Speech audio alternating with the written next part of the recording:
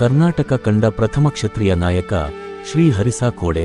ವಿಶೇಷವಾಗಿ ಎಸ್ಎಸ್ಕೆ ಸಮಾಜ ಹಾಗೂ ಇಡೀ ಕ್ಷತ್ರಿಯ ಸಮಾಜಕ್ಕೆ ಇವರ ಕೊಡುಗೆಗಳ ದೊಡ್ಡದು. ಇವರಿಗೆ ಶ್ರೀಹರಿ ಮಾಮ ಎಂದೇ ಕರೆಯುತ್ತಾರೆ. ಎಸ್ಎಸ್ಕೆ ಸಮಾಜವನ್ನು ಎತ್ತರಕ್ಕೆ ತರುವ ಇವರ ಗುರಿ ಆಗಿತ್ತು. ಅದೇ ರೀತಿ ಸಮಾಜಕ್ಕೆ ಹೇಳಲಾಗದಷ್ಟು ಸಹಾಯವನ್ನು ಕೂಡ ಇವರು ಮಾಡಿರುತ್ತಾರೆ. ಬಡ ಜನರಿಗೆ ಯಾವುದೇ ತರಹದ ತೊಂದರೆ ಆಗಲಾರದಂಗೆ ಇವರು ನೋಡಿಕೊಂಡಿದ್ದಾರೆ.